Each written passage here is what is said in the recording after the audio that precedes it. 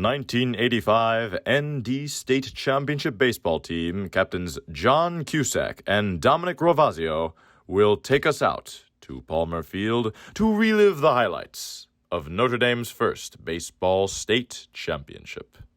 I remember going back and Gary always saying we were the team of destiny. Yeah. Right? And then we got to the playoffs, and you just said we were down a few here and there, but I remember that kid dropping the fly ball and left, and he let us in. Yeah. It was an unlikely run. 3 of the games, including the championship game, we were playing from behind.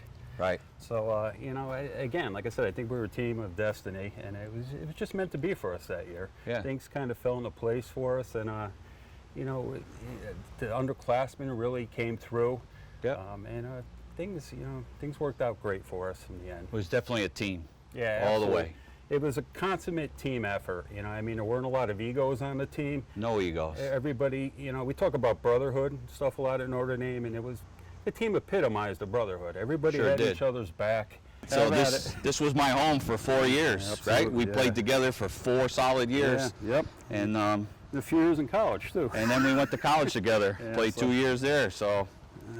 You got a lot of bumps and bruises at my expense. A lot of bumps and bruises and probably some broken bones in my hand over the years. Absolutely. But it was all good. Yeah, well, struck the guy out. We struck the first guy struck out. Yeah. And we walked 2. I at least walked 1 guy, yeah. Yep. We walked 2 guys. And then I I think it was the first batter up. He struck out. He struck and out. the ball got by me. Yeah, he struck out. I threw a 56-foot curveball to you. Went to the backstop. He got on first.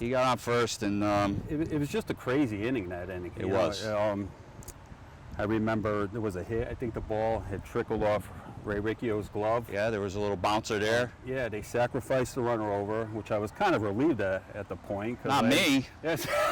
Because then they tried the suicide bunt. Yeah, well, good thing he tipped it. Exactly. Yeah. So and then Coach put the guy on first. Yep, who had already doubled off me. He already doubled? In the game. Yeah. So now we're bases loaded. Yep. Well, if they're going to beat us, let them earn it. That's right. I'm going to empty the tank here. That's what we did. I'm going to throw my 3 best fastballs, and I shaved the corner with the last fastball. And we did. And the place went crazy. There was a big crowd here that day. We had, like we said earlier, there was big support from the school. The students were there. All the families were there. It was a great time. It was a lot on the line. It was our first state championship, obviously.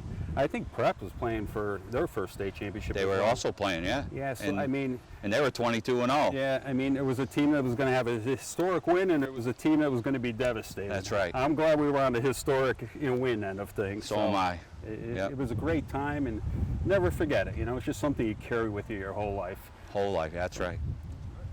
I just remember the last inning. Yeah, the last inning was crazy. There were just a few turning points during the game. They took the lead early, 1-0. Yep.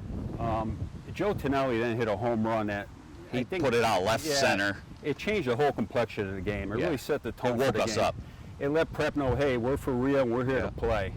Yeah. And then they retook the lead again. It was a back and forth. It was a battle. You had 2 good teams getting at it.